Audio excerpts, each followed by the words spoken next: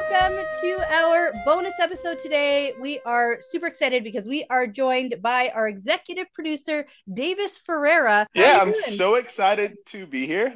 We're so happy you're here. And this is also super exciting for me. Nerve-wracking for me, for you. And for Deyvis. Yeah. So Deyvis isn't as far as I am in the series. Yeah. So tell us where you are, maybe, what chapter, and then maybe tell us a little bit about how you got into the series. Like, how did you find it? How did you start it? Yeah. Okay, so I'm right now I'm on Fog of War. So in Path of Daggers. Right. Okay. Yeah, so I think that's episode or chapter chapter 23. 18? 23, something like that. Yeah. You can tell that I listen to the podcast a lot because I'm like, oh, it's episode this. I don't even think about it. So I started reading Wheel of Time several times. I tried it so many times. I can never get into it. I really I think I picked up the first book in 2002 because I had started reading I started reading A Song of Ice and Fire, and I really liked Harry Potter, and I started getting into fantasy, right? And I wanted to get more into fantasy. So I had a friend that was like, oh, try Wheel of Time, right? So I think I must have read the first 10 pages probably 20 times. And I was like, this is not for me. No clue. I just don't. No clue what's happening. Do not like it at all. And then I think 2-3 years ago when the series was about to start, I had another buddy who was a huge fan, and he was like, hey, watch it, or let's watch it together, but you should read the books. So I was like, oh, I've tried to do this so many times. I don't like it. So he said, well, why? And I was like, it's so boring. He was like, boring? How is it boring? And I was like, I don't know. He was like, all right, just read the first 75 pages and then give it a fair try. So I read the first 75 pages and I was like, holy shit, this is really good. Yeah. Awesome. So, it's not boring. Yeah. No, it's not boring at all. So then I read the first 6 books, or 6.5 or 5.5 books in probably 10 weeks. I just flew through them. Yeah. But then in Lord of Chaos, I just hate Nynaeve with such a passion. Okay. I had this spot, and I couldn't do it. I was like, nope, I'm done with this. I know everybody's like, no, you got to at least finish book 6. The end of Lord of Chaos is amazing, which it is. But I was like, no, I can't do it. I just cannot stand Nynaeve anymore. She is the worst. And I was mad at myself because I actually bought, when I started, I bought the whole series, right? I bought all the books. I was really excited. You got invested right at the beginning. Yeah. That's so funny. Then I was like, all right. So I kept looking at these damn books in my bookshelf, and I was like, all right, I have to try it again. And then I was on Reddit, and then somebody actually said something about your podcast. Oh. So I was like, all right, well, let me listen to the podcast. And the first 2 books are my favorite books. Specifically, I'm really into journey and having yeah, I get it. Having, so I was like, oh, okay. So I started reading listening to your first couple of chapters, and I was like, oh, this is really good, especially because you guys explain it so well, and then make it really fun. And and then you hated Nynaeve at first too. Oh yeah. So I was like, awesome, we can we bonded.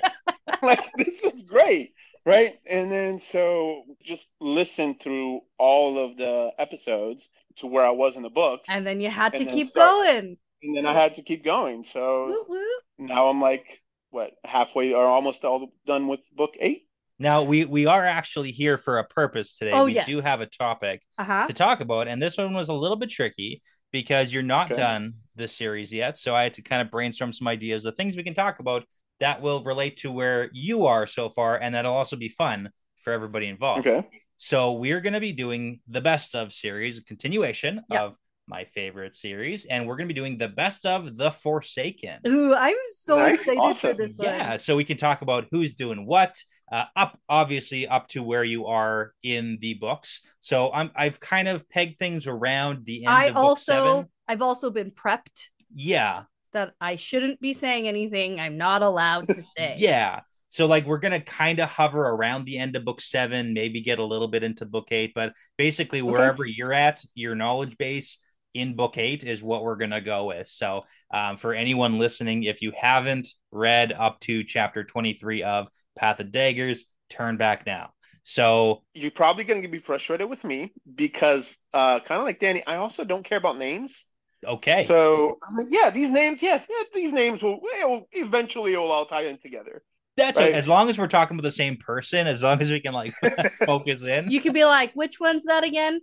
I say that all the time. Call whatever you want. So I have all the plot points or a lot of the major ones. And I just want to start us off. Are we going to go a little bit chronologically for like how they were introduced to us? Kind of, sort of. I'm kind of peeking at your notes. That's what it feels like. Kind of, sort of. There's some who are more interesting than others because some have done more things than others. Sure. Some are way cooler. I want a gut check. I want to start us off with a gut check. Oh, yeah. I want to see before we talk about anybody, Deyvis, go first. Off the top of your head. Who's the best Forsaken? Okay. The best Forsaken. Don't justify it. Because I like. Just tell me. Tell me who it is. Yeah. Okay. We'll justify at the end after the conversation. Best for me, or who I think is the best in the series. This is like you. My this favorite, or like your favorite. Okay, so my favorite. My favorite is Asmodean then. Asmodean. Is your favorite? Yeah. Is he your favorite, or is he the best? Like, what do you? Is he the best? He's my favorite. No, I think the best is probably Ishmael. Probably the best, right? Yeah, I feel that. I get it. I think it stated that he is like the strongest, right, or somewhere like that. Maybe. Yeah, I mean, he was kind of top dog for a while there. Yeah. So I think he's probably the best.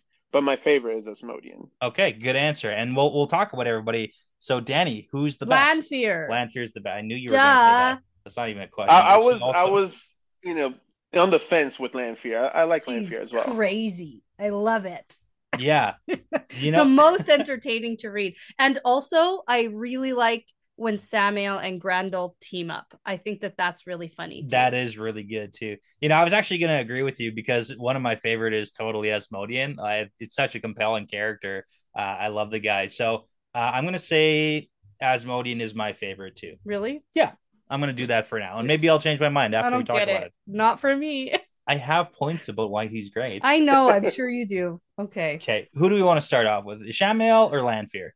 Ishmael. I think we should go chronologically because that's what my brain wants to do. But first, can we take a shot before we get started? Let's do that. Okay. All right. What are we drinking then? What are we doing? Just for funsies? Funsies shot? All right. For funsies. Yeah. Although you did say that you like to read Harry Potter, and so that counts. Oh yeah, there you go. You mentioned it. Okay. In passing. Yeah. I feel like we can work in some Harry Potter references. So many. 100%. This reminds me when words were written in the book, any of the 7 books in Harry Potter and any of the 7 books that I've read so far. There are also villains in Harry Potter, I think. Or like at least there are. There is at least one. Right. I feel like the Forsaken are kind of like the Death Eaters. Yeah, just like not a little bit. Yeah. But those are also kind of like the Dark Friends, right? Yeah. I think there really isn't a sophisticated hierarchy of dark people in Harry Potter. Yeah. There's not, because there's like, I don't even know enough to be talking about like the. No, you don't. Malfoy's dad. Yeah. Isn't he a bad guy? Yes, he is. Right. Yeah. He's a bad guy. So, and like, wouldn't he hypothetically be, but nobody gets like a ranking, right? No. And the kind of like Bellatrix. We have like Bellatrix. I was about to say. Yeah. Okay, so she could be a Forsaken. Yeah, she could possibly. She could possibly be a Forsaken. Yeah. Yeah, that's the only name that I know. So that would be like about it. Like she's like super evil. Yeah. So that's cool. Okay. I almost like Bellatrix as a villain better than I like Voldemort as a villain. Yeah, I mean, because I guess we see more of Bellatrix, maybe. Maybe. Anyway, that's not what we're here to talk about tonight. Cheers! Okay. Did you pour? Are you good? Ready? I did. Yes, I am ready. Okay, and what are you drinking tonight? Something from Brazil, you said, right? Yes, it's called cachaça. Cachaça. Sounds good. Sugarcane rum. Yum. I bet it's not that good. I bet it's probably. I bet I wouldn't like it. As a shot, it's horrible. But when you mix it with a drink, it's really good. Okay, and you're shooting it. You're doing this. Yeah, I'm gonna make a lot of noises and make a lot of faces. Which I see that it's a clear liquor too. That's what I do. Yeah. Okay. Cheers. All right. Cheers. Cheers. Oh, that was a big shot. Oh, it is awful. Are we all surviving? Yeah. Okay. Let's start off. Let's do a little bit chronological. We'll do chronological for the most part. Then it's going to get a little bit messy because things kind of start to get tossed together. So the first like 3 books for sure. We have like a clear here's who was introduced in what order. Totally. Okay. So Ishamael, you did mention, Davis, that he's kind of like the strongest top dog. And we have got that he is kind of top dog because Ishamael is also Baalzamon, right? Mm-hmm. And it's a little bit muddled at the beginning of the series when you're not really sure what's happening. Well, we're led to believe he's kind of the dark one. And Rand's like, I did it. I beat the dark one. Killed the dark one 3 times. But he does have one of the coolest nicknames. Do you guys remember what his nickname is? Father of Lies. That's the dark one. Oh, well, Baalzamon also... Same thing, right?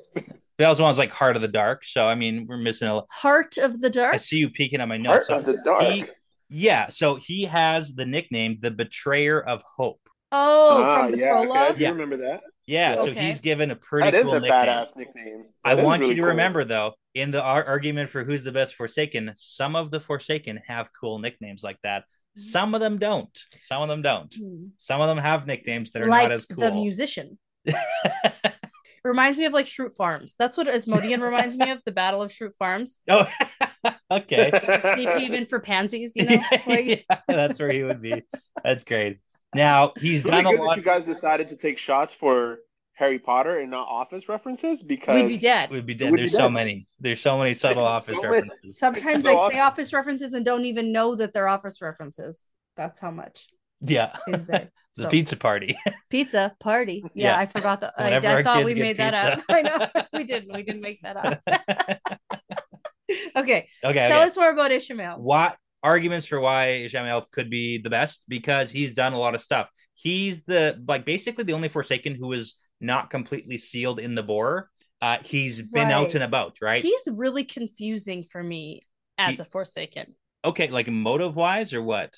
Well, just like, where's he been? What's he doing? He said he was doing all this stuff, like whispering in the ears of like false dragons and Arthur Hawkwing and shit, but like there was the Trolloc Wars. But was he there actually? Well, the Trolloc Wars ravaged the world for like 300 years.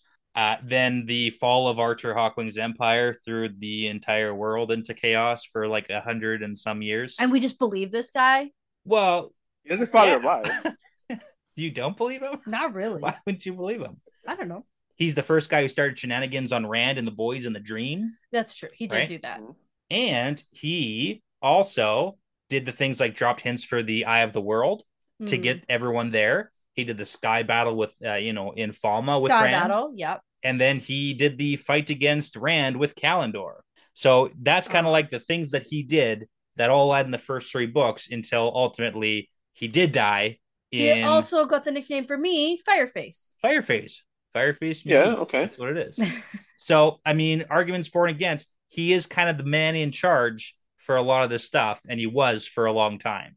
Wait, did he die?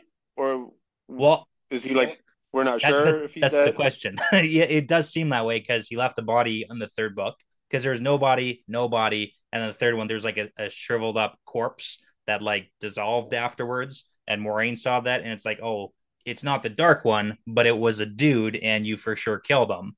And we haven't really seen Ishamael since the Dragon Reborn. No.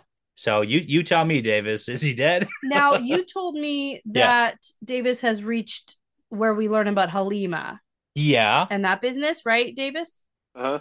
Mm-hmm. She... I remember the name. That's okay. Good. Okay. But so yes. So that means that Forsaken can be. Yeah, they can come back again. Can come back. Which is the most annoying thing I've ever heard of in my entire life. That's the thing that complicates a lot of this, like, are they dead conversation? Because it's not clear, and it seems like they can come back, and it's not totally clear on who is who when they come back. Whom? Okay. Whom's? Who's yeah. whom? Yeah. Whom is never actually right. Yeah. It's another Office reference. Okay. I do like Ishamael, but I just think it's not the best. It's too obvious. Too obvious. Okay. It's like picking the best. I don't think he's dead. I think he's coming back, and or maybe he's already back. Okay, sure. I mean, it's been a hot minute. I can see that. Yeah. Yep. Okay. All right. So reserve your opinions. I'm not trying to make you pick Ishamael as the best, but you did say he's the most powerful. So Good next prediction. in the lineup, we got 2 Forsaken. Oh, super oldie guys. Who showed up. In Eye of the World. And then immediately died. Yeah. Super great. So we got Green Man killed him, right? Yeah, Green Man. So Green Man killed one of them. I don't know which one. Balthamel. So we got Balthamel.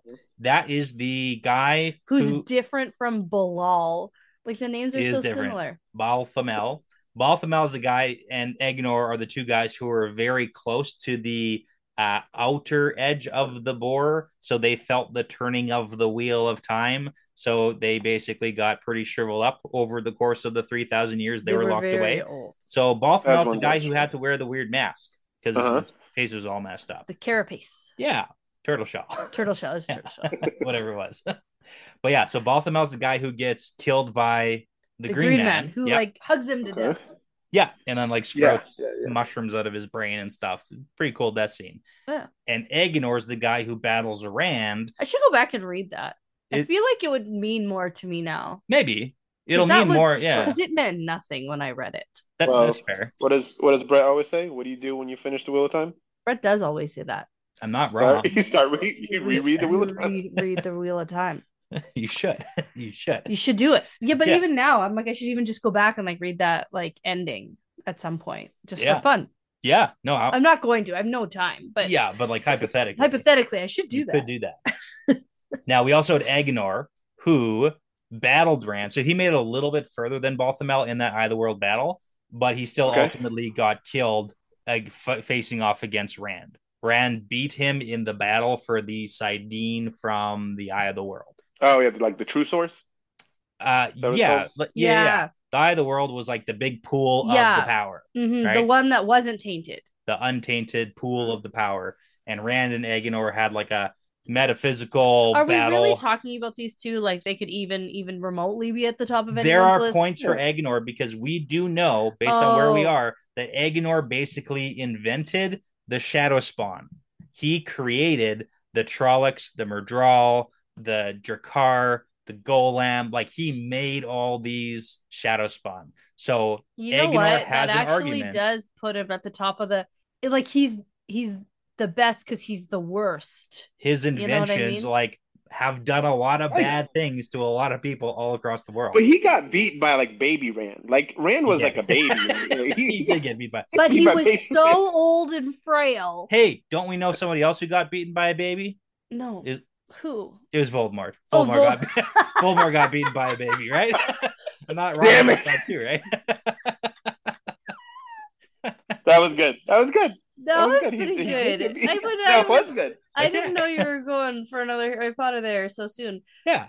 I would say that Voldemort for sure was beaten more by Lily's love for her baby than by the baby. Sure. Yeah, you could say that. But he was definitely foiled. Yeah. In his plan. Definitely. Yeah, that was good. So, shot? I mean, we don't have to, but we just took a shot. I know, but you said, Can I pour a half shot? This is really Davis's fault for wanting to do shots. Well, no, for saying that he got beaten by a baby. So no, he said baby Rand. Yeah, baby. I don't hear the difference. I picture baby Rand kind of like I picture like baby Mario in Mario Kart. Yeah, He still looks like Rand. He's still driving a car, but he's still like little.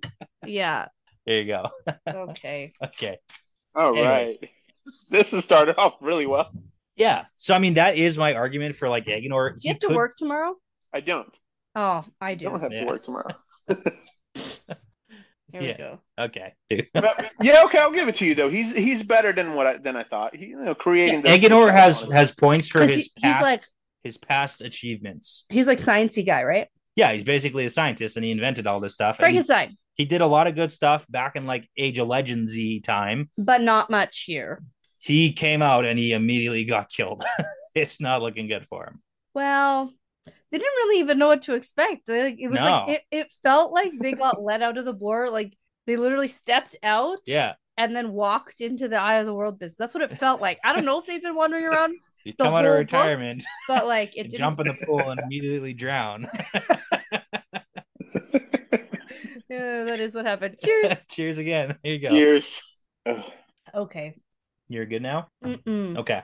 We'll take a break now from Harry Potter. That was fun, but okay. I shouldn't have done the first one. Anyways, yeah. I got nothing to try and convince you Balthamel is the best, though, because he just got killed by Someshta, the Green Man, which is a really cool death scene, and I really appreciate it. But, I mean, he also killed the Green Man, so... Sure. Well, the problem is that they might also all come back, right? Like, so he might be the best. Yeah, never know. That's actually a really good point. It's the question. Up into How stupid! I'm so mad and also really happy, but also mostly mad at Robert Jordan. Okay. For there are so many of them, and now it's just like if they don't die the right way, they're just gonna come back. Come right back. Okay, let's talk about someone who's actually maybe going to be a contender here. Okay. And I'm going to get you to kind of start this one off. It's Lanfear. Lanfear. She's your favorite. She's so great. Crazy ex-girlfriend vibes. Not ex-girl. They are still dating. No. According to Lanfear. No, but I know that's what a crazy ex-girlfriend would say. He never broke up with me. What are you talking about? Crazy. Okay. Why is she the best? Give me some plot points. What makes her so awesome? She's just like no nonsense. No nonsense. That's her. Well, no other people's nonsense. Okay. Like she's out for herself. Oh, gotcha. Yep. And literally no one else, not even the Dark One. Mm-hmm. Yeah. And so I like that about her because it's super unpredictable. Yeah. And my favorite thing is when things are unpredictable. That's absolutely fair. Also, I got to give you props for making me look really stupid because when I was introduced to Lanfear, I had no idea it was Lanfear. I read it and I was like, yeah, Celine, right? She's awesome, right? Look at this pretty girl walking around.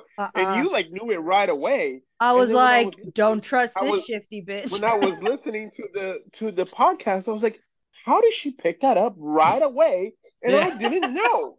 Well, I was still distracted by Celine wearing the sexy T-shirt and nothing else. Yeah. Like you're gonna get me too. No, I'm sorry. No. See, the problem is the way I read books, I'm just always suspicious of everyone. That's true. That's if you're always suspicious of everyone, once in a while you're right about. That's true. Like I was also super suspicious of Aaron, which I still like.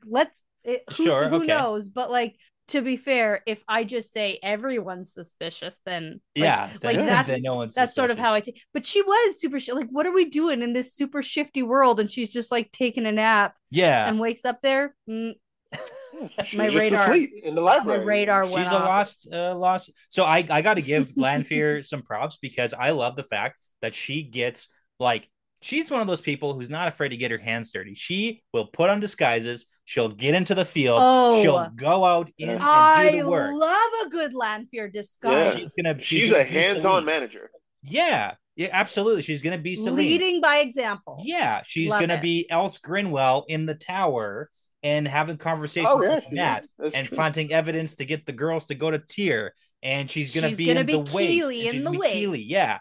And then she's going to... turn Cadnan Kadir into a skin suit because that was great. Who's Avienda? That was the best move. That was. So like I do appreciate and I will absolutely give her points for being in the weeds with the rest of the crew. She is wild, good, and fun, and I like her. Okay. I think that's just really what it comes down to. I don't know how good a Forsaken she actually is. Like, if that's actually what we're debating here. That's true. Like, the best Forsaken is probably somebody who's actually, like, the Dark One's number one sidekick. Yeah. Right? Like doing stuff. Oh, yeah. Well, then it's got to be the new guy that I just found. The one that has, like, stuff in his eyes. Moradin. Like little dots. Yeah. Yeah. Because you do know that he has been named Nameless. Yeah. So I guess he's the best. He is pretty great. That's fair. Yeah, because he has mind traps. Did we? Oh yeah. Yeah. Are we jumping off of Lanfear? Because I still got a couple more points for Lan. Just like I'm trying to help your argument that Lanfear's the best. But the thing that I had to say was like that's who I enjoy reading about the most. Sure. Yeah. And I'm still maintaining. Sure. My position. Right. Not dead. However. Yeah. What I am going to say is probably not the best Forsaken in terms of what Forsaken are supposed to do. Yeah, because like right from book 2, she was like, hey, Rand, we can destroy the Dark One together. Me and you, team up, we can do it. It can be us. So like great character, maybe not the best of the Forsaken. Yeah. But I will say that she was one of the original researchers who drilled the metaphysical she literally drilled the board. Oh yeah. Literally released the Dark One into the world. That makes her an excellent person. She wasn't a Forsaken then, right? No.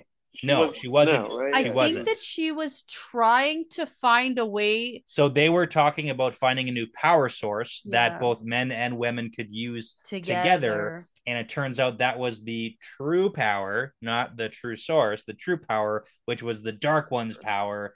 And boom, Dark One's out of the cage now. You can't put the Dark One back in the cage once you let him out. So yeah, but she was one of the people. She didn't even really do that on purpose. And she wasn't by herself. Yeah. There was a team of researchers who were working on that. So still, she did it. Yeah. Good point. Okay. So the Wheel of Time exists because of her, or the series exists because of her. You could say, right? I could say that. You can make that argument like that. That's why it's fun to read, because like if there was no Dark One, it's not a very exciting series. So the Dark One should be thankful for Lanfear. That's why, good Forsaken. Yeah. I mean, she does get tackled by Moraine through the doorway, which is a lot more points in Moraine's book than it is in like Lanfear's. Like, yeah. This isn't about. Well, she was mad that her boyfriend was getting some side tail. Well, honestly, and even if Rand didn't have his stupid hang up on killing women in that moment, he easily could have just killed Lanfear. He could have. Yeah. No problem. She was in this blind rage. And he could have easily just like literally with his sword even probably just chopped her head off. But he couldn't because he's stupid and he's Rand. And then that's why Moraine had to do the whole sacrifice business. I'll accept that argument. Yeah. So super cool, interesting character. Is she the best? Probably not the best. Okay. Okay. Now we can move on. She does seem. Well, sorry. Go ahead. Oh no. You go ahead. She does say, well, her and Morgidian kind of like both say that they're like the rulers of the dream world, right? Like the dream world. Everybody thinks that place is there. The problem is, literally every Forsaken thinks that they're the master of the Tel'aran'rhiod domain. I would definitely argue hard against anyone who thinks that Lanfear is the best. At Tel'aran'rhiod, yeah. Everybody thinks they're the best in Tel'aran'rhiod. Not just my domain. Not just the Forsaken, though. Like, literally everyone does. Mm-hmm. Like, the White Ones. Even Egwene thinks she's the best. Perrin thinks he's the best. Like, everyone thinks Perrin doesn't think he's the best. He knows he doesn't know what he's doing. Oh, man. Okay. Well, there's arguments to be made anyways. Okay. Next, Bilal. Bilal. That guy. We met for 3 seconds and then was bale-fired out of existence. He is the High Lord Salmon, and he's in Tyr where they make lots of fish jokes, and he's salmon. Mm-hmm, that's the joke. It's literally a fish joke. We get it. Okay. This guy also has a nickname. Oh, also we didn't talk about Lanfear's nickname. She's the Daughter of the Night. Pretty cool nickname. Daughter of the Night. Yeah. Daughter of the Night. Which is also our daughter's name. Yeah. Kind of. Yeah. Means night. Well, yeah, Lila means night. Yeah. So, okay. Bilal has a nickname, and we learned it from Moraine in book 3. He is called the Envious. That's the worst nickname. No, it's terrible. That's awful. I was expecting something. That's why I don't remember it, and that's why I barely remember him. Because he's envious of Lews Therin and Lanfear and Ashamale and basically everybody, so he's very envious. Well. Yeah. Apparently, he's also called the Net Weaver, so that's slightly better. The Net Weaver. Yeah, we got that No one cares. Next. And he tried to lure Rand into the Stone of Tyr so that Rand could take Kalendor, and then he could kill Rand and then take Kalendor. But then Moraine balefires him out of existence. He's dead forever. Yeah, so he's probably not the best either. No, that doesn't. I would actually argue that he's the worst. Worse than Balthamel, like immediately. Mm-hmm. Worse than Balthamel. Also, worst nickname. That is. Yeah, I don't know what you're expecting with. Like you're known. For being super jelly. Yeah. Yeah. Like you're jealous of everyone. Everyone he's knows good with the sword. Apparently, he's pretty good with the sword. Not good enough. Okay. Heyo. Shoot. Okay. Any other comments on Bilal? No. None. Okay. Next. Cool. Let's go on to. I have Ravine as next. Let's do Ravine. Okay. He has a pretty big plot line in Fires of Heaven. Yes. Yeah. Okay. Yeah. Yeah. So he took over Andor. You know what? He's a good Forsaken. He did a good job. He was a good Forsaken. He was compelling the Queen. destroying all of her contacts. Destroyed the contacts, got rid of Gareth Bryn, basically like ruined Andor if he had have survived. Yeah, he's pretty good. He's pretty good. Yeah, he scary. Also, he's like a scary dude. Like I'm scared of Ravine. Yeah, that would be scary. Like, and he's also like a bad guy because he was like having all the women like he seemed like gross and evil. Like, yeah. Oh, he also gets a couple of points here because we do have the murder plot. He tried to get Elaine murdered, and then Matt came and saved the day. And Matt overheard him. Yeah. Thanks, Matt, for that one. Thank you, Matt. And see how easy, we have see to how easy Matt. That was. Thank you. Simple. Thank you, Matt. So simple. No. But if you're naive, you're never gonna think him. Yeah. Ever. Oh no, because that would be admitting that you needed saving. Or admitting anything. Yeah, or anything. Yeah. There's a track record of not admitting things. Yep. I'll put points in Ravine's corner because he was part of a team up too. So there was a Grendel, Samael, Lanfear, Ravine team up where they were actually trying to plan together to lure Rand to go after Samael, and then they'd all link up and then kill Rand together. And Samael was like, "Guys, I don't really like this I don't like plan. this plan. Why am I the bait?" That sounds bad. That sounds horrible. And like, no, man. But Ravine, like, it seems like he was trying to work together to the ends of, the Dark One's mission, kind of, sort of. So if we're looking at the best of, like, okay, that's the point I had to make. And then he really got Balefired out of existence. But before he did, Balefire like twice or something. Like it was him and Nynaeve, right? It was super powerful. So powerful that Asmodean, Aviendha, and Matt, who he killed, came back to life. So that's all the end of Fires of Heaven. That's what I love. Fires of Heaven. Yeah. Fires of Heaven is so much. Fire of Heaven is good. So much. But like, if we're gonna put some points into Ravine's corner for being the best Forsaken, he kills Asmodean. He does set a trap that kills them. Yeah, he kills Asmodean, who's like literally teaching Rand stuff who shouldn't be. We kill Rand's girlfriend, Aviendha, his connection to the Aiel, and then Matt, a friggin' Taviran, and like Rand's right hand man, whatever you want to call him. And then the pattern was like, no, I actually don't want that to happen. No.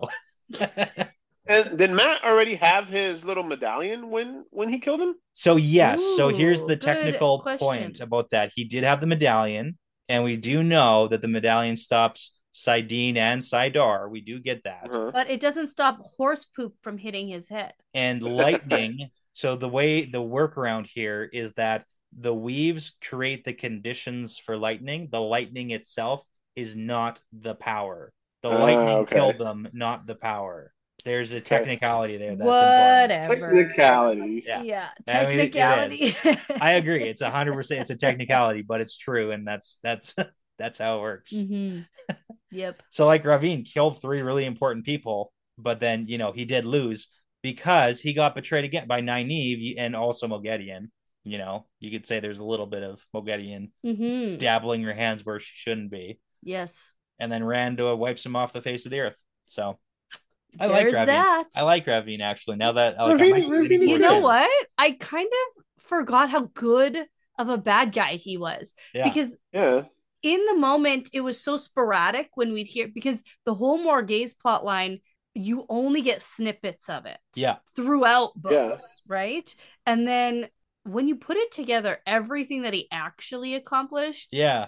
Ravine had pretty good, actually. He had a pretty big hand in the Kyrian Shido battle with all the Aiel and stuff. Like the had the lightning, on the tower they're standing on. Yeah, right? Yeah, and it's a little unclear of like exactly, but there's implications for Ravine. So like he was pretty involved in a lot of stuff there. Yeah, and when you at least where I'm at in the books, like you still feel like the collateral effect of the shit that he did. Yeah. Right? Because there's still an issue, right? Like you still don't know who's going to be on the throne. Yeah. Whether it's going to be, So yeah, he's actually pretty good. Still gone. Like there's a whole bunch of ramifications of Ravine's actions.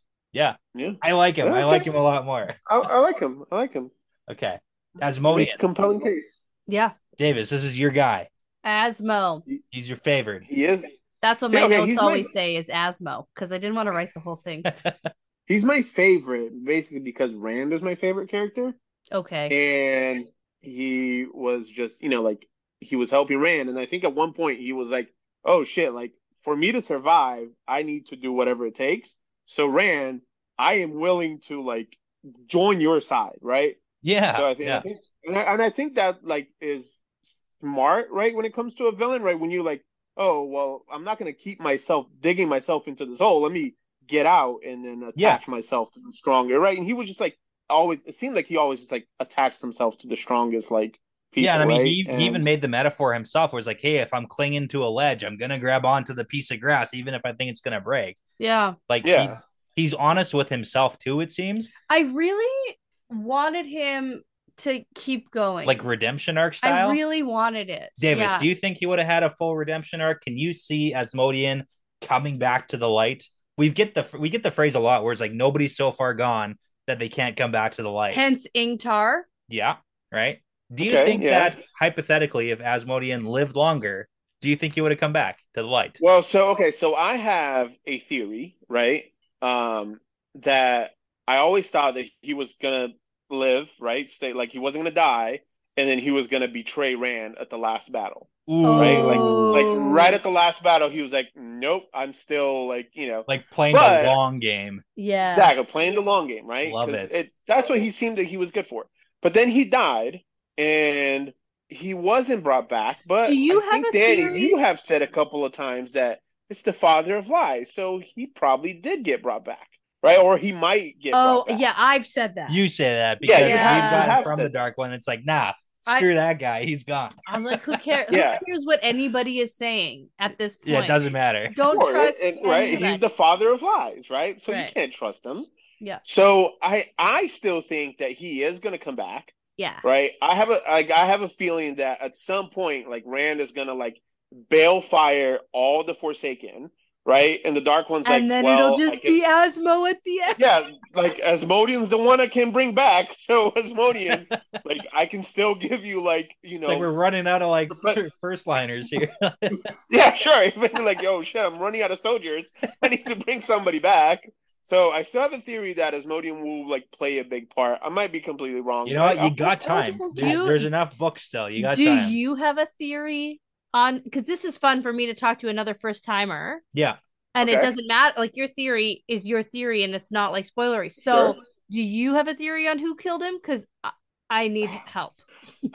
Okay. So my theory was that it was Avienda, right? Yeah. I agreed with, I think it was one of you guys brought it up. I said that at one point. Yeah.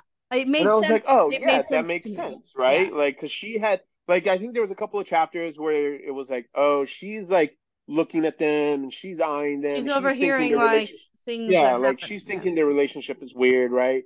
So, and at that point, like she was spending a lot of time with the wise ones. So I was like, okay, she's like connecting dots. And she has no qualms about just like stabbing. Yeah, no, she could have done it.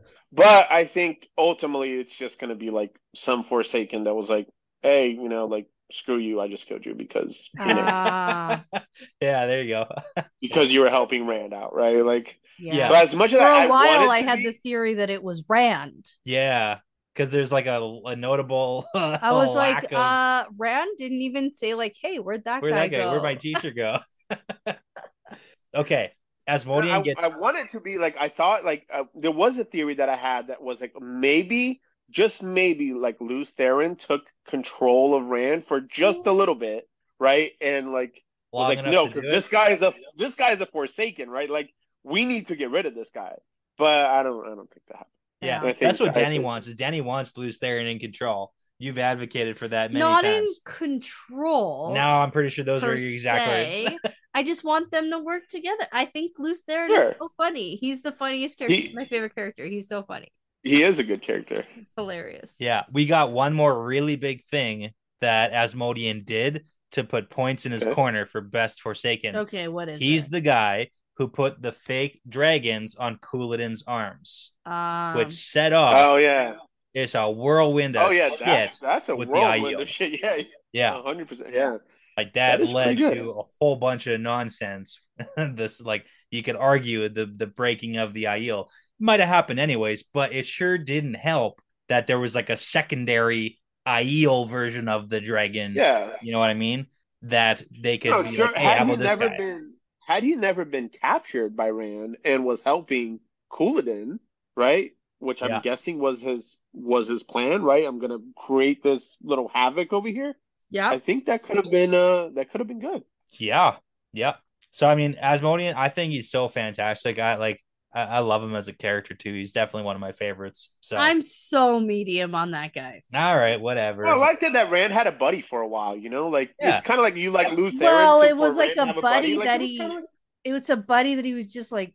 Yeah, but like the buddy against his will to be his buddy. Sometimes you got to do that to make friends. Okay, let's move on. Okay. We still got a few to go through here. Yeah. We got Samael being the great general, and he's got a cool scar on his face, and he's Lord Brend in Ilion. Does he have a mustache? I don't know. I don't keep track of mustaches as much as I should. I picture Lord Brend looking like the Lorax because he's blonde. I don't know if it's ever actually said anywhere that he has a mustache, but somewhere along the way, my brain can't stop thinking about the Lorax. See, I have a problem because I don't keep any physical, I don't keep any images in my brain, visual images pictures of people in my brains. I don't have a set. This is because it's not important. Oh, did you also know we didn't talk? Ravine has white at his temples. Oh, right, yeah. Which is classic. We're just getting older. Yeah. Just getting old. Just hitting that 45 range. Yeah. Yeah, exactly. That's a good. Yeah. So Samael doesn't do a ton. He does some. So he's Samuel's ruling Ilion. The scapegoat guy. Yeah. I mean, then even at one point, Round's like, people are gonna give me shit because I said he doesn't do much. He does some things. Well, no, but come at me because Samael is the guy who Rand will be like, I gotta take care of that guy.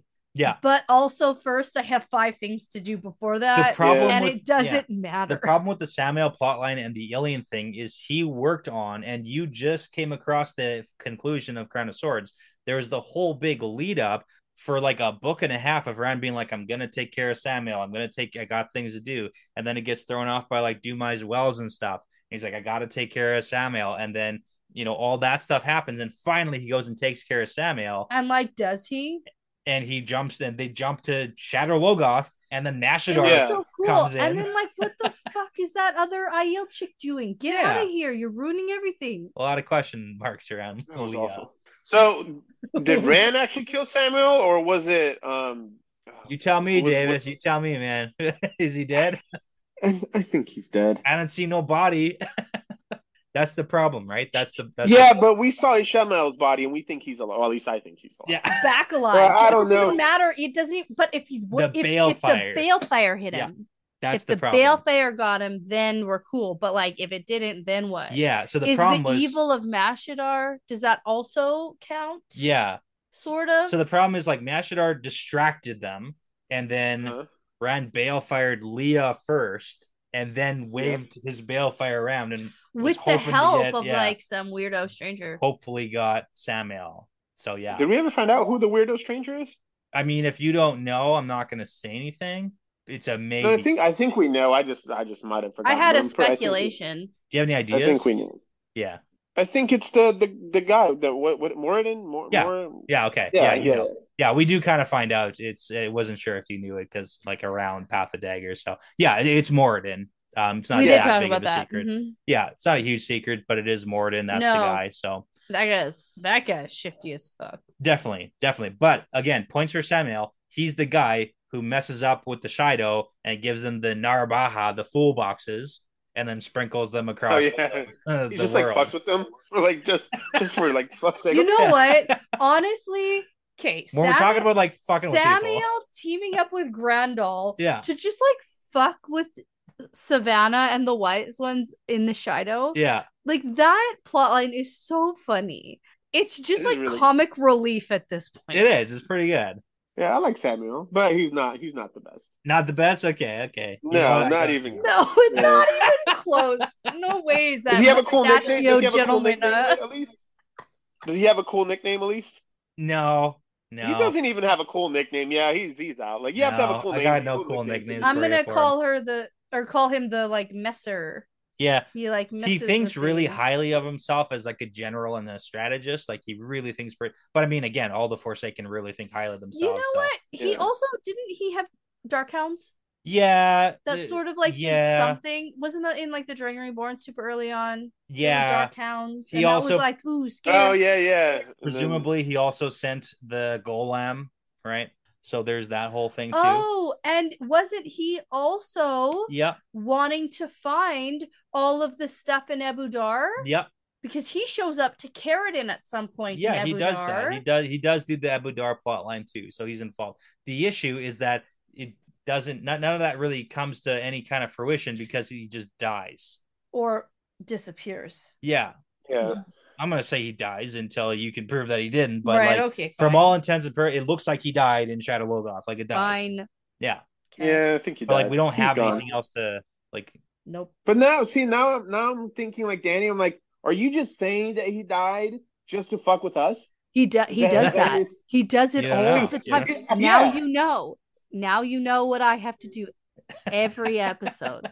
I have to deal with this all the time. Yeah. I mean, like what? How we're still married? I don't even know. I understand your frustration. Actual obligation to finish the podcast. Yeah, that's true. Okay, next, Grendel. Grendel's cool. I like her dresses. So here's the thing: she doesn't have a lot of points up in her corner for things that she's personally done. She's a part of a lot of things. She's in a bunch of alliances. Do you watch Big Brother, Deyvis, or anything like Survivor? No, none of those? Never watched Big Brother. Yeah, that's okay. It's like one of those things where it's like you team up in a lot of different teams, but you're never the person who's like the trigger guy. You're never like doing the things. Yeah. She has taken over Eridomen. We know that. Mm-hmm. But it's like nobody really cares about Eridomen. She's also super weird and evil about having like sex slaves.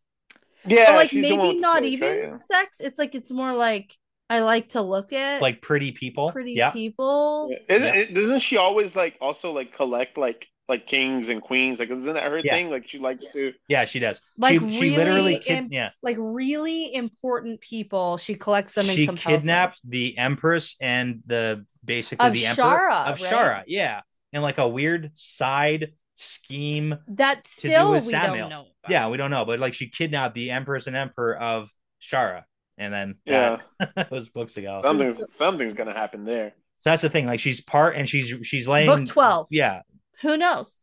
We don't have a ton. That's the problem. Is like at this point where we are right now, Grendel, we see a lot of her. She teamed up with Sammy, and she was in the Ravine, Grendel, Samael, Lanfear, that whole foursome that we got a lot from.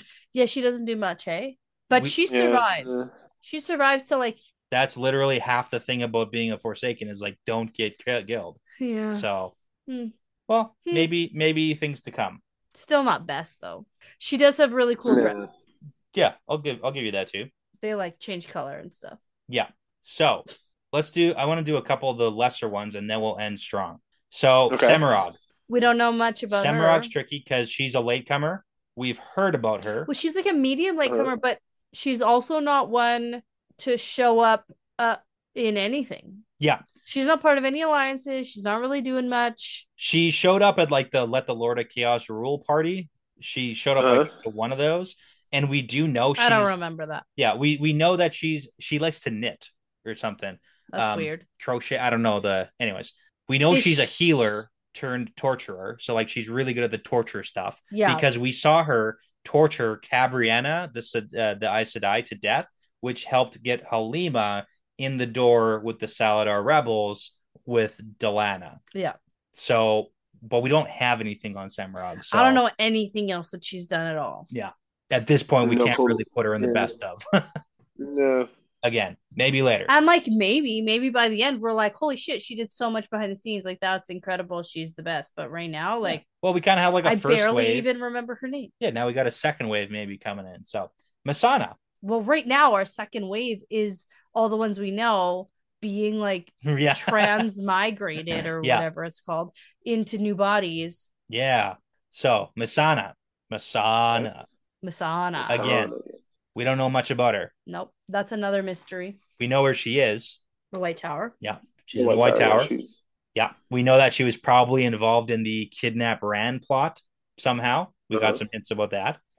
She was probably involved in the tower split somehow. So like her hand maybe be dabbling in some big plot lines, like maybe be dabbling. Are you Alien? They do be dabbling. Yeah.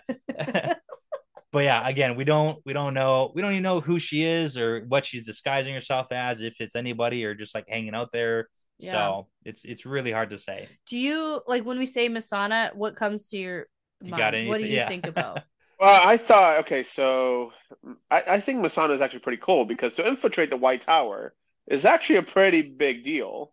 It's right? A very hot territory to be. Yeah, that's like behind enemy lines, right? Like you're in there. Like scheming central. Yeah. Yeah, she is scheming. Yeah, kind of. I think I like her. I think she might be up there. I think we're giving her enough credit. Okay, that's fair. Because we don't know much about her. We don't like hear from her, right? Yeah, we don't know much about her, but like just the things that we do know is I mean, yeah, it seems like she brought down the White Tower. Like if she's involved, has her hand in that, that's a big, right? That's a pretty big important plot line here. You say that maybe she had a hand in splitting the tower, but like I don't remember that. No, it's very loosey goosey, and I say that because we know she's in the tower. Yeah, we know she talks with Alviarin, who's Black Aja, and we know was part of bringing. Yeah, who was a big part of bringing. Yeah, and with like Swan being deposed, like and raising Elida. Yeah, like you could argue that one of the Forsaken who's in the tower had nothing to do with that, but like probably had a hand. Yeah, we don't know for sure, right? Yeah. Okay. So it's a big question mark. But yeah, I agree. A little bit underrated at this point in the series. Totally fair. Then there's D-Man-Dread. Who's a bit of a question mark. Deyvis, you go first. How do you feel about D-Man-Dread? That guy. D-Man-Dread, I don't know. I know you think he's Taim. That is what I think. I don't think he's Taim. I don't think. Okay, Taim I was gonna ask, have I corrupted your judgment? No, okay. So you have your own thoughts. I don't think he's Taim, but I do think he is in the Black Tower, just like Masana on the White. Oh, kind of yeah. There's like a sneak in there somewhere. Yeah. I could see that too, honestly. I like that. I do like that. That makes sense. That makes sense from like a logistical standpoint to have one in each of the towers. Sure, yeah. He's just kind of like, like playing his little chess, like moving his little pieces around. He's not too, because like if you're Taim, I think it would be too much on the nose, right? Like it would be way like, yeah. But like, he's just like moving the pieces around. Yeah, D-Man-Dread, we've seen him actually a fair amount. He shows up to a lot of meetings. Yeah, he's pretty really consistent. Wants to be at the meetings. Yeah, we also we saw him spying on Elaine in Tel'aran'rhiod in Caemlyn. Oh yeah, we did do that. Okay. So I mean, like physical location adjacent doesn't really matter because it's Tel'aran'rhiod, but it's just like something to know that he is keeping an eye out on Elaine. And we also know that he met directly with the Dark One during the whole Lord of Chaos, let the Lord of Chaos rule thing. He had the beginning and the end of that book. So that's a pretty big, he's doing something. Yeah, he's in the inner circle. At the end of Lord of Chaos, after Demise Wells, in the epilogue.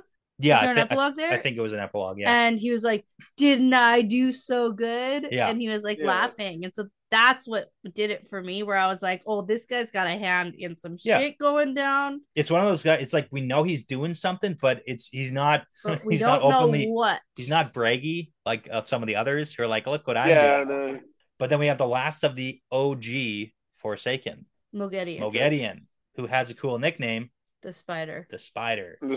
I thought she was gonna be so good. Like when we first met her, I was like, oh man, she's gonna be like weaving and dealing. Wait. You don't think she's good? You don't like her? You don't think she's good? No, I like her. But like I thought she was gonna be like much more like, oh shit, like Moghedien, right? Like and I'm like, oh, she got captured by Nynaeve. Yeah, and then like really now she's focused in on Nynaeve, and that was probably like the word. Like, narrow focus here. Stop focusing on one person here. Although if there's one person that would be awesome if she had killed, would have been Nynaeve.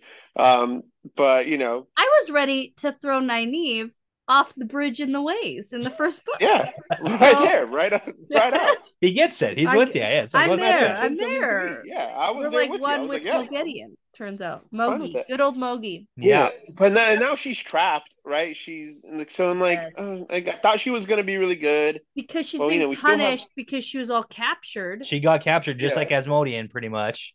Except that Nynaeve didn't have Lanfear helping. And then we have some like weird moral ambiguity with our good guys holding our bad guys captive. Yeah, like do we condone it? And like forcing them to teach us shit like against their will. I think as much like I enjoyed Asmodean and Moghedien in those things, like just kill them. Just kill them. Right? Like kill them. Kill the bad guys. Just kill them. You know, or put a time limit. It's like, hey, we're gonna get information out of them for like 2 weeks, and then we're gonna like put a time limit, not just open ended until what end? Because till forever, to the point where Moghedien's literally like washing dishes in the Saladar camp as like it's like everybody like these like 18-year-olds think, and I know like 18-year-olds think they know everything, but I'm like, man, these they don't listen to anybody. It's so frustrating. Oh no, and they definitely think that they know everything.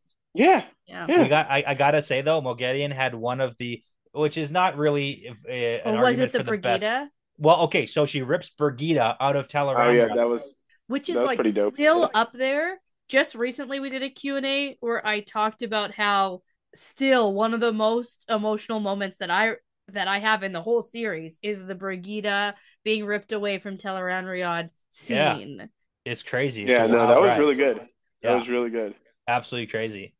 Tail end on the Moghedien stuff, though. She also is the one who helped Nynaeve break her block because she went on a little side quest and Bale fired Nynaeve's boat and sunk it. And then Nynaeve was on the bottom of a river. I was going to ask, when was that in the series? Because I don't actually remember where in what book. Like, if you ask me what book that was in, I can't tell you right now. So, that has happened, and she broke her block. Was that at the beginning of Book 8 somewhere, probably? Crown of Swords. Yeah, I think so. In Crown of Swords. Yeah. At the end of Crown of Swords or the beginning of chapter 31? Yeah, Crown of Swords. Near the end. Oh. Yeah. Okay. So I mean that was a huge moment too. It's not really advocating for Moghedien being the best of the Forsaken, but it's a really cool moment. She like risked her soul. Yeah, because she was her life. Yeah. Yeah, because she has her little thing. Because she went and did a side quest to balefire the shit out of Nynaeve's boat. Yeah. On a side quest, even though she's mind trapped currently. It's not good for her. So she's got a vendetta. Yeah. For sure. So I mean, if we're looking at like who's doing the best so those are the original 13. That episode that I recorded where I was like, they want me to think it's Moghedien, or they want no. Yeah. You know it's Moghedien doing it, and I was like, they want me to think Nynaeve's on that boat, but I bet it's not. And I was like, she's literally on the boat. Some random lady. I was so wrong. That's one of this. You're leaning too hard in the other direction. One of the worst predictions I've ever had. Okay, so those are the original 13 Forsaken, but we have up until the end of Crown of Swords, we've got 3 new kids on the block. So we've got Erengar / Halima. Halima. I hate this. I hate that this can even happen. You know. So she has infiltrated the Rebel Aes Sedai camp. Cozied up to she's giving the massages and everything. Yeah, that's creepy. She's giving the massages. She's like affecting Egwene's like headaches and shit. Yeah. And she frees Moghedien. She does. Oh, right. Halima's the one who frees Moghedien from because it's a dude, right? Like yeah. And she's like, go. Get the hell out of here. Go ahead. And Moghedien's like, who are you? What's happening? Okay, bye. Yeah. She was like, hey, you have an important meeting in the Pit of Doom. And that's when she got mind trapped. And it's like, she has to go though. So, but yeah, so like Halima, since she's shown up, has done something. We don't know what she's done in the rebel camp, besides maybe like, I don't know. She tried to get, or wasn't, who was asking? Well, we think she killed somebody, right? A bunch of them. Yeah. We think she possibly killed the maid. 1 to 2 is that what it is? Yeah. Is it a maid? Okay. Yeah, they're just. Is that where you're at? Yeah, that was like I think like a chapter ago or 2. Yeah. Okay. Yeah. Okay. Yeah. So there's like. Oh the yeah, because there's like some random people going missing. Oh, because that's the whole. Oh, the 2 who don't like each other in Saladar. but they're also in charge. Yeah, Ramonda and Lilane. Lilani. Lilani. Oh yeah. Oh yeah. Oh yeah. Okay. So anyways, that's what she's up to. So, and she can also apparently channel Saidin. So fun. Yeah. Then we got Osengar, who showed up and then we don't know, gone somewhere doing something. That guy's somewhere. Do you have a prediction? Where's that guy? What's he doing? Okay. I'm still at such a loss. We haven't. Somebody infiltrated the White Tower. Somebody infiltrated the Black Tower. Somebody infiltrated the Rebels. Rebel Aes Sedai. Yeah. What other groups do we have? So he might be. I don't know. Maybe he's. I don't know that one. You're on the infiltrating bus though, hey? Yeah. I think that's what the Forsaken do. They just infiltrate and kind of maybe he's the people from the other side of the sea. The Shanshan? Yeah. So maybe I love that. Infiltrating the Shanshan. Yeah. Okay. Why haven't I thought about infiltrating the Shanshan? That is because they suck. Yeah, I hate them. No, they're great. They're awesome. But now, they're kind of in Ranland, so we should probably infiltrate them. Yeah, there's got to be. What a great theory! Wow. Okay. Now I have to reevaluate what I think. Oh no. Well, what did you think? Well, I still don't know. I haven't puzzled it out. Davis, don't try and pull information from her. What are you doing here? I see what you're doing. Yeah, no. It's such a puzzle. No, this is one I really haven't landed on at all. Yeah. Okay, and then the last one we got. That's smart. I like that. We got Moradin. So he has, in the old tongue, his name means death. Ooh. Super cool. That guy is so cool. He's sneaking around. He's literally on people. He's nameless. He's been named nameless. At this point? Yeah. Okay. Yeah. Oh, really? Yeah, he comes in. He's like, "Yo, I'm nameless." Yeah. Somebody Morgedian tells somebody that's like, "Oh, you better come over here because he's nameless." Got it. Cool. It's like, this is the guy. He is using a whole lot of the true power, which is why he's got the saw going across his eyes. And is he a reborn person, or is he just somebody? I have a question for you. For sure. Okay. Can the Dark One make new Forsaken, or can new Forsaken just be made? Well, because according to them, they're not even called Forsaken; they're called Chosen. Yeah, they're chosen, right? And they're just chosen channelers who fight for him. So there's a couple hints. That's a good question. Yeah, I'm listening. There's a few hints. So we know that during the Age of Legends that there were lots of Forsaken. Yeah, there weren't 13 Forsaken. There was lots. And the 13 Forsaken, they're called Chosen. Yeah, not Forsaken. Yeah, so the Light called them the Forsaken because they forsook the Light. So, but the ones who got captured at the Boar when LTT and the 100 Companions went to go seal the Boar, the Forsaken who were there are the ones who got trapped. And then, after the Boar after they sealed the Boar, that's when the backlash tainted Saidin. And then after the fact was when LTT went crazy and we get the Dragonmount prologue and he goes crazy and murders everybody and does the Dragonmount thing. And we have Ishmael who was there. Yeah, it wasn't an immediate, we won. It's literally years of war and destruction, and then all the male channels go crazy. So there was lots and lots and lots and lots and lots of Forsaken or the Chosen. Sure. There were some who were chosen, you could say, to channel the true power. And I think not tainted. That the true power. The true power is the dark. I don't even know. That's the separate apart stuff. From that, in this world or in this age, the Forsaken men can channel non-tainted. Yeah, right? The Dark One protects you from the taint. But we get a little hint during the Moradin meetings that there are 29 others who can channel or could have at some point channeled the true power. So that's probably what the Chosen are. They're people who are chosen to be allowed to use the Dark One's own power. So there's And could he promote more? Sure. Why couldn't the Dark One promote there was a more couple people? Of things that were said, right? Just in passing, right? And I'm also in the nothing is said in passing just for the hell of it. So there's the Aes Sedai that's as strong as Nynaeve, right? Yeah. like that's or not an Aes Sedai, she's a Wilder or whatever it is, right? They just found yeah. right. And then like in Salad, yeah.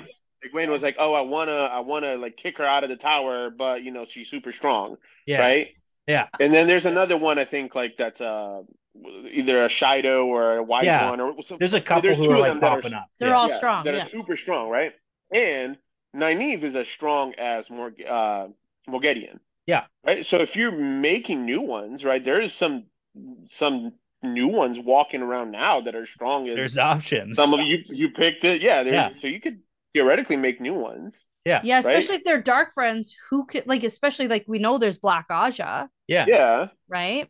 Yeah. The dark one has a system where it's like if you recruit 2 friends and then you get those 2 friends to recruit more friends, then you get a promotion to it's not a chosen. Pyramid. It's just in the shape of a triangle. That's how you become one of the chosen. Don't worry about it. Don't ask questions. It's just a small then enrollment you got to pay the enrollment fee and then you're in. And then you're in. The yearly fees and then it's good.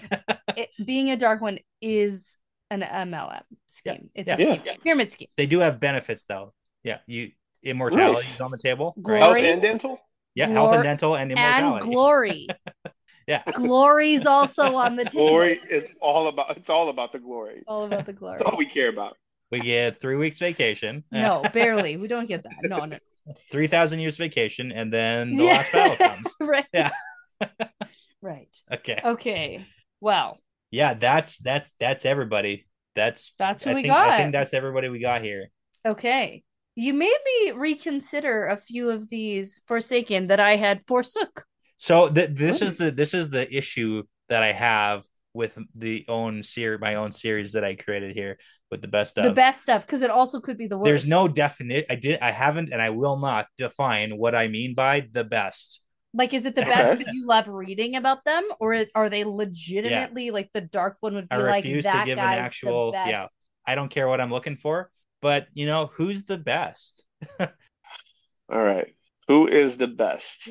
Who's the best Forsaken? Out of everything we've talked about tonight. What was the 3 nicknames? Was it 4 with nicknames? So we got Ishamael as the Betrayer of Hope. Pretty good. We've got Lanfear as the Daughter of the Night. Pretty good also. We've got Balal as the Envious. Terrible. We've got Mogedian as the Spider, which is okay. Good. It's pretty good. I think you should introduce them as like boxers walking into a ring. You know how like they have their left corner. Yeah. They have their nickname normally. Like I think that would be we should do like a Twitter coming in at 5'0". We should do a Twitter poll and do a new nicknames. No, not new nicknames. Just a tournament. Okay. Tournament to reveal the best Forsaken. That would be fun. Okay. Yeah, you can't read anything from that because that would be full of spoilers. Well, maybe. Okay, never mind. Anyways, I'll think about it. Where we are in the series so far.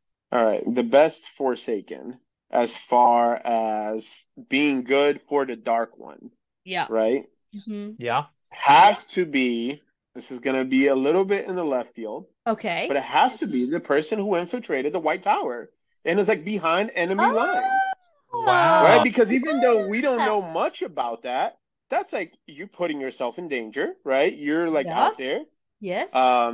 So I think as far as like dealing like the Black One's plot, right? Because that's probably where you get the most Black Aja, right? At the White Towers where you can do the most recruiting. Find a bunch of channelers. Yeah. Yeah.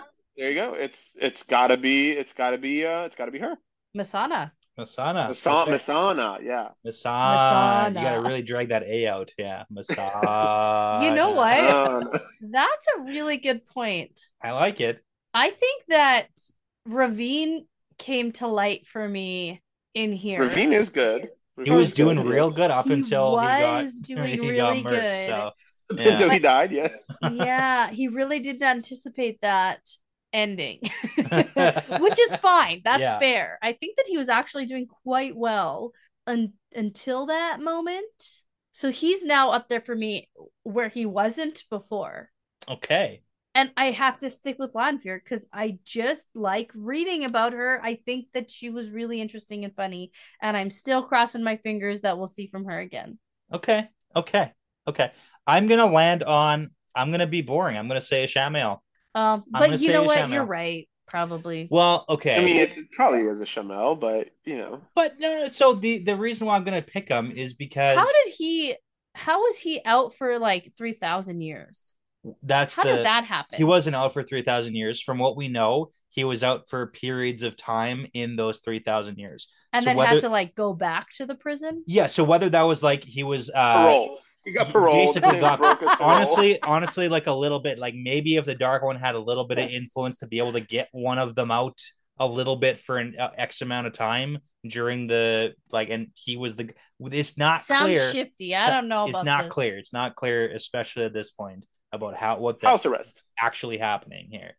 But he was out. He had some ankle bracelet on, and I think that he kind of gets it. Right? Where maybe not a lot of the others do, because his mentality is a lot different than all the other Forsaken, because a Shamael is basically insane. And he's like, F it, I want to die. I don't want to do this anymore. Like, he's crazy. And he throws curveballs at Rand every 20 minutes. Like, I'm going to kill you. No, join me. Actually, I'm going to kill you. No, join me. I'm going to teach you. Join me and then I'll kill you. Like, I'll teach you. And then Rand's like, no. And he's like, fine, I'm going to kill you then. And then he tries to kill him. He really just puts Rand through the ringer. For those first 3 books, he is like the villain, right? Yeah, because again, the goal of the Dark One and the dark side isn't all the time. It's not to kill Rand. That's not the mission. It is sometimes, but not all the time. Sometimes, but not all the time. When they feel like it. We're not too sure. But a lot of the Forsaken are just focused on getting their own cut. Mm-hmm. Mm-hmm. Mm-hmm. So it seems like the Forsaken would be quick to betray each other. They are. They are quick to betray. So it's like I would encourage you to watch Big Brother. There's a lot of betraying alliances going on in Big Brother. Yeah. So when was Ishmael last named? Book 3. In the actual book 3? Well, that's the last time we saw him. There might have been like a reference at some point, but like the last time. Last time we saw him. Yeah, last time we saw him. Favorite. Yeah, it was the end of book 3 when Rand takes Kalendor. Balal tries to take Kalendor from Rand. Moraine balefires Balal, and then Rand has a weird Tel'aran'rhiod battle with Ishamael, and then ends up stabbing him with Kalendor and killing him. And then after that, there's like body on the ground, turns to dust. Moraine sees it. She's like, yeah, that was a body. Like, maybe you actually did it this time, man. No, and at that point, we learned he's not dead because he's your favorite. Why? There's no way. There's no, because there's like 15 books in the series. Moraine, you wouldn't have to like, he was good for the first. The last time we saw Moraine, like, well, yeah, yeah. Yeah, well, at least she was around for like 5 books. I'm still holding on to hope. But she's not your favorite. Moraine is not your favorite character, and you have read all the books. I think that Brett also does, just to like save a little bit of faith on Brett's side here. Sure. He does typically choose up to this point for you that he like is, as far as everything we went through. That's usually what he does. But I love where you're getting at, and I love that you're asking questions and pushing it. That's so funny. It's good. But I'm also on the same page as you, and I'm like, ooh, should I be questioning this a little more? The tricky part is as soon as you think you know where I stand, it's like you're probably wrong. Or you're completely right. Or completely right. Yeah, that's true. That was good. I don't know. You do a great job with the spoilers, but it's annoying, isn't it? They all die at the end. This is the first time we've done a bonus episode with a new reader, like a new reader like me, and this is fun for me. Oh, I'm sure. Yeah, I'm sure someone else gets to experience with Brett what I have to deal with all the time. I feel like I'm doing a service here. Is it? You want me to tell you what happens? Because I won't. Of course not. But kind of. I wouldn't. I would never. Yeah, a little bit. Yeah. Never do that. And I mean, like, no. No. Oh, yes, but no. Yeah. Okay, that was a lot of fun. Yeah. That took a lot of turns I wasn't expecting. That was good. That was really fun. Mm-hmm. This is one we can come back to also. Like, this is good. This is a good for sure. One. Yeah, because there's a couple more books that have to happen, and maybe we'll see some of these guys again. Some maybe we won't. You know? Yeah. Mm-hmm. I'm guessing we're going to see Ishmael again. Or Asmodean in the last battle. You know what? That theory, though, that's sticking for me. Because I've like almost given up hope on Asmodean, and now I'm like, no, where's that guy? Yeah. Yeah, I want that so bad. Asmodean. Maybe. And the infiltration. Oh, yeah. Yeah. Or I would love for like the Dark One like to be betrayed by Asmodean in the last battle, right? Oh, like either or. Somebody's being betrayed. Right? Excellent. Yeah, someone's being betrayed, right? Like someone there, like you thought I was with you, but no, I was Rand's all along. Lots of betrayal. I love it. Yeah. We're all about betrayal. More betrayal. That's what we want. Because it's great. More betrayal, less Nynaeve. That's what we want. Unless we get Nynaeve in a position where she's betraying someone, and then we're like, wow, you're interesting. Gonna have to put a tag on this. Like, if you like Nynaeve, don't listen to this episode. It's just Deyvis and Dani ragging on Nynaeve. We know. It's kind of like how I feel about the Perrin people. Like, they exist, but... Yeah, Perrin's okay. I like Perrin. Perrin's all right. You see? It's fine. It's fine. He's good. It's fine. He's like top 3. There are some people who freaking love Nynaeve. Yeah. And I'm like, Perrin. Yeah. I know. That's nice. I'm like, I don't know. Hopefully she turns it around. Cause... You know what? That's always been my hope. Mm-hmm. There's time. There's time. There's still time. You're right. Yeah. We still have so much time. There's a lot of books still to read. A lot of pages. All right. Well, thank you so much, Deyvis. This was a really, really, really good episode. A lot of fun. This was awesome. Great. Thank you. Thank you so much for supporting us on Patreon. Like, that means everything to us. So this is the least we can do to thank you and have this fun evening. We'll see you at JordanCon. Oh, yeah. Yeah. We'll see you there. Oh, and I have a gift for you. Did Dani send it to you? Gifts. I love gifts. Because I got two copies of this guy. Where is it? Oh no! How do I turn? There it is. Hey, I got 2 copies of this. Oh, sweet! That was cool. Okay. The graphic novel of the Eye of the World. I actually have that at my school library. Oh yeah. And so I checked it out of the school library to have just in my classroom, like basically at all times. I have hoarded it for several years now, just in my classroom. Nice. And the kids pick it up and they read the graphic novel of the Other World. It's the best. Get them hooked while they're young. But we personally don't have that. So that's amazing. Yeah, I got 2 copies of that, and then I got one of New Spring, but I haven't read New Spring yet. Yeah, we have the New Spring one. I did give that to you. Yeah, we do have the New Spring one, which is really cool because it has the extra stuff in it. But yeah, very cool. Yeah, I'm excited about reading that, but I think I'm going to read New Spring like after the series. Yeah. That's a good place to do it too. Yeah. Mm-hmm. I agree. Okay. It feels like a lot of people are like split on that. They're like, okay. Read it, don't read it. Yeah, I would say read it. Yeah, like read it, but it's not urgent. But it's also not urgent. Yeah, it's not urgent. It's not like it's a good way to put it. We're gonna start talking about it after our book 10 episodes. Yeah. Because we have read it and broke it down, but we're gonna start roping it into some of our discussion after book 10 because that's publication order. So maybe if you want to throw it in there, it's a really quick read. Yeah, I'll probably read it before then. Yeah, throw it in. It's fine. We'll see. But hopefully I'll get to you guys at JordanCon. Should be definitely cool. We'll be there. I can't wait. I'm excited. Awesome. So thanks again for joining us. And as we like to say around here, it's part of the pattern now. Yeah, it's part of the pattern. Awesome. Thank you so much, guys. Yes, it's part of the pattern. Oh, it's part of the pattern. I forget. Yeah, there you go.